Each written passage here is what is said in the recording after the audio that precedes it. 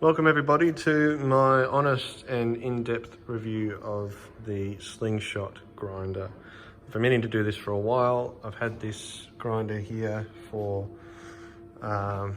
definitely over 6 months, and yeah, we'll get straight into it. So this is going to be a totally honest review. I will be sharing all the problems I've had with the grinder.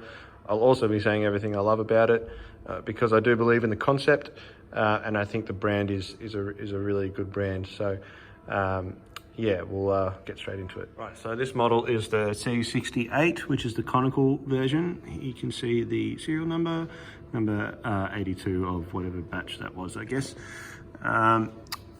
Straight off the bat, magnetic brush is a really good idea. Every grinder should have that, or every barista should just have a paintbrush on them. Anyways, the hopper, I really like the hopper because it stands up by itself. You don't have to like balance it like you might have to on a Mazza if you're taking it off and there's still beans in there for whatever reason. It's less precarious. So I really do like that about the Slingshot. However, it is definitely like you do have to spend time taking it off, as you need to undo 3 locking screws at the back, and you have to take one all the way out. Which brings me to my first problem. As you can see, this screw is actually way too long and is not the right screw that is in there. Now, this screw is actually meant to be the screw that locks the grinder adjustment in place, but this one, this is my one, the kill switch, just like the safety switch, it turns the grinder off if something's not, in place or something like that, is down here, and it's actually in the wrong spot. So the mechanism or the switch that needs to be touched by the screw is actually in the wrong spot. So I've had to use the grinder locking screw to actually get the Slingshot activating. Subsequently, I had to replace this is a screw from Bunnings that I've had to put in here to lock the grind adjustment. Or else wherever you set it, if that's not on, if the locking nut is not like secure and in there, the grind changes as the coffee is grinding, which is not ideal. So yeah, so that's kind of like 2 problems in one there that I've had. And I was unable to get an extra grinder locking screw from the importer or the reseller, whoever it is, whatever they want to call themselves. So definitely, yeah, 2 problems in one there. And yeah, it's obviously the kill switch is not something that I could fix myself. And yeah, so that was my only real option, because I wasn't going to be given another one basically, was to use the locking nuts, the grinder locking screw at the back to actually have the grinder actually on and working. Yeah, moving on. So the hopper comes off and it sits. It's really good. I really enjoy that about it. However, there are a lot of beans that get left in the chamber when you take the hopper off. It's not a massive, that's not a problem. It's just something I've noticed. So I'll take all these beans out and I'll show you how much is actually in there, because I feel it's a lot. I feel it's borderline too much.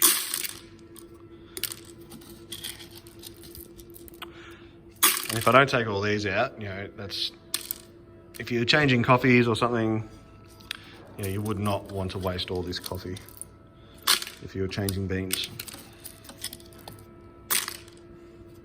Yeah, so that's the blades there, and that's how deep the chamber goes.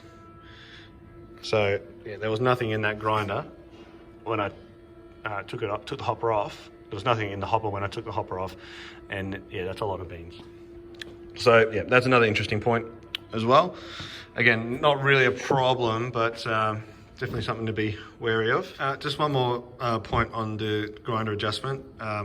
I like this rotary dial, personally. I think that's pretty good. I was told how to fix it, to basically move this shaft to the left or to the right, to reposition it so that the normal size screw would work. I attempted it, but it's actually not possible.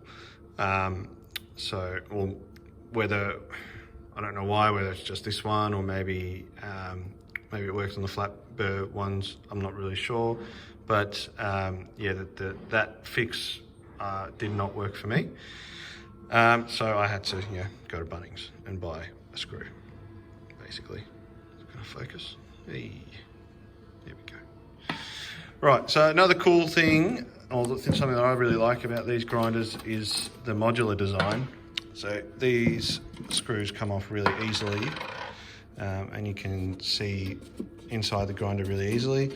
So if you have multiple of them, you can take the side panel off like this, and they kind of like click together and become one kind of thing, which is really good. So I'll try and show in here. This is the grind adjustment shaft. Is it going to focus? Maybe not.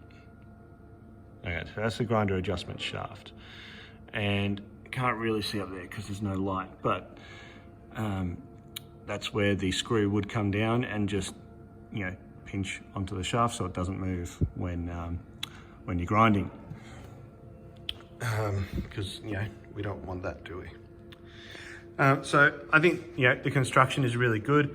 It's really solid. They're absolutely very solid units, and there's easy access, which is always a good thing. I will also add another really cool feature is this part of the hopper lid, which allows roasters like myself to essentially put flavor cards in, so that just in behind there, so that customers put that on top, and then customers can see what they're drinking. Very good feature.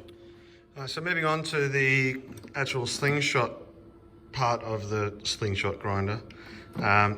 This is where I had a lot of issues. Basically, it just gets caught all the time. The bearings don't sound very good either.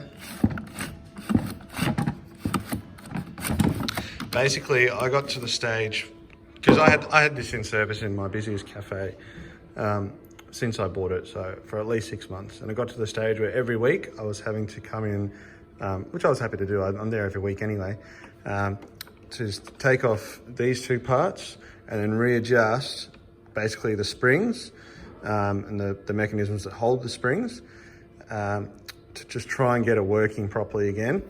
And then there's an extra part underneath in the guts of it, which I've also had problems with, which I will soon take the thing apart and show. We see the little runners, and so this is the same on the other side, that basically carry the spring and the trolley mechanism. And you should be able to see the springs just up there.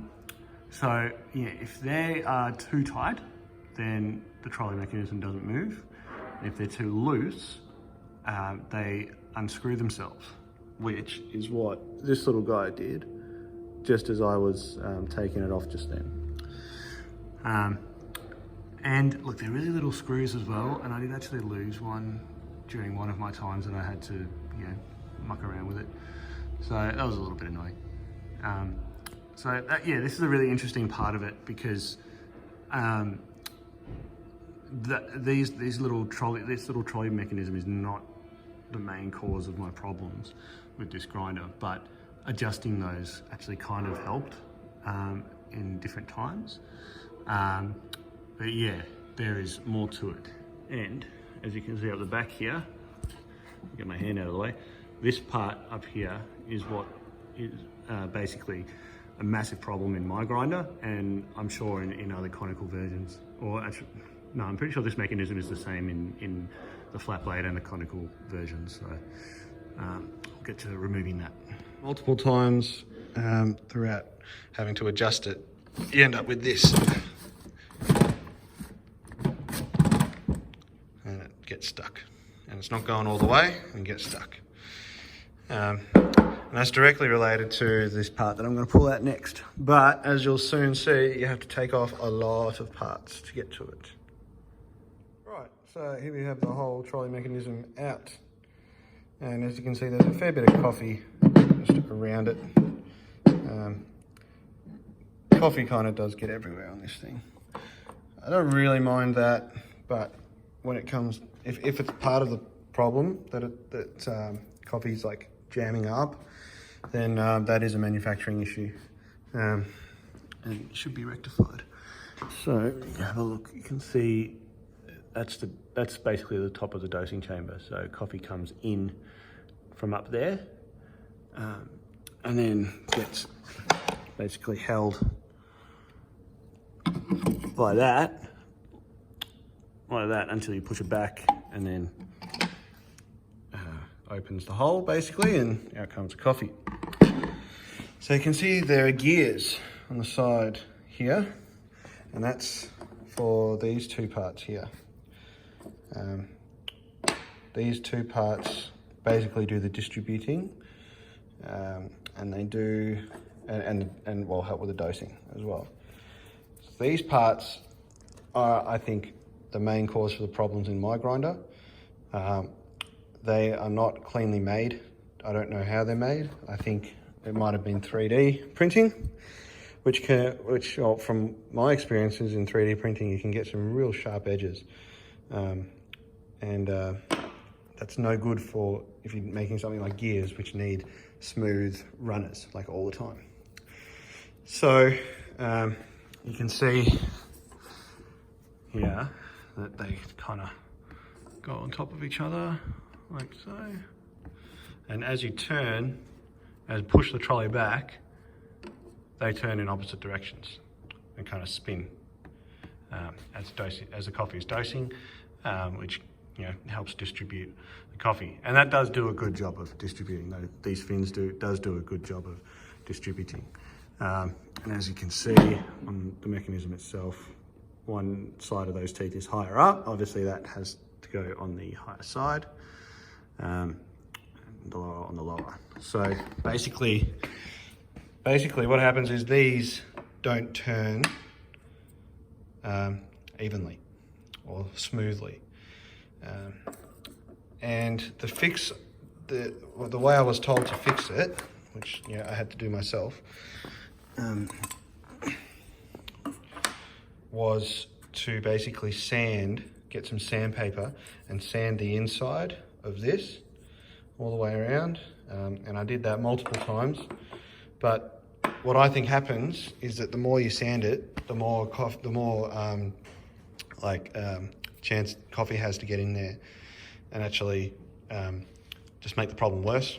So I think the manufacturer should make these parts stainless steel and give them an anti-static treatment, an anti-static coating or something, or at the very least make the teeth metal, some form of metal, just something that's a bit better made, because this plastic in here definitely feels like the cheapest parts out of the whole thing. As I said before, it's a real sturdy design and construction, and they're heavy and they don't move and that sort of jazz. But then you get this and it's just real crummy kind of plastic, and it's really frustrating. So this has been in service in my busiest cafe, which isn't really well, they are my busiest, and that does up to 30 kilos a week. So we're not talking like massive city kilos here. We're talking busy suburban cafes. So that's kind of pretty disappointing. And I really hope that these parts get looked at by the manufacturer. So here we are with the Slingshot in pieces, and I don't want to put it back together right now. I don't need to at the moment anyway. It's sitting at my factory and I'll put it back together when I feel like it. But it is kind of disappointing that I had to take this out and go back to a roborie for my client because it was causing too many issues. And that's not what we want as roasters, you know, or as cafe suppliers. You know, I invested in this, and you know, for all intensive purposes, it looked great. And you know, as I said it from the beginning, I believe in the concept. I think it's a great concept for on-demand, you know, grinding and coffee making and freshness of coffee and whatnot. But I had to, go back to a roborie. Subsequently, the customer is happier, which is fine. It's whatever's best for the customer in our industries. But I really hope that Slingshot address these concerns, and because basically, if these gears don't go smoothly on the trolley, it screws the whole thing up. Basically, because if you can't get that full range of motion backwards and forwards, the dose is not consistent. As you can see down here, these bars are what control the dose.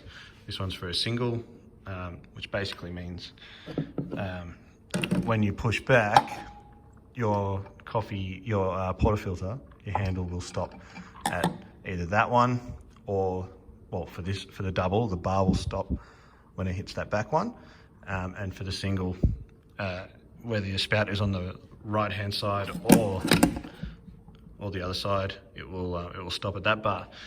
But what I was finding was that I was never getting a consistent dose because the trolley was not performing how it should be. That even at, you know, as far as this bar will go in, because we just anti-clockwise to lower the dose, basically to pull it out, and clockwise to up the dose.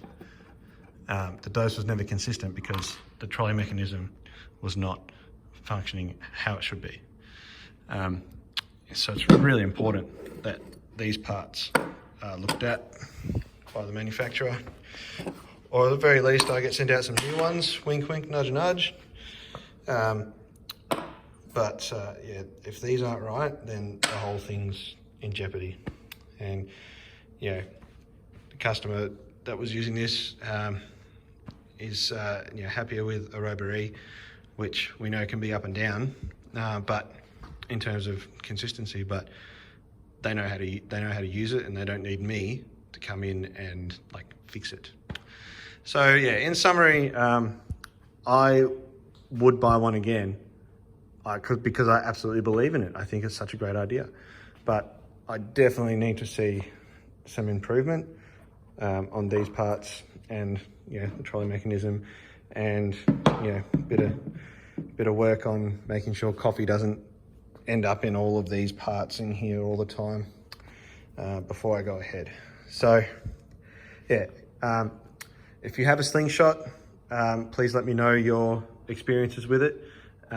And please give this video a share, because if we catch the attention of the manufacturers, then they know what's happening in the real world. But Slingshot is a good company, and I'm sure they'll be doing their due diligence. So thank you for watching, and stay tuned for another video.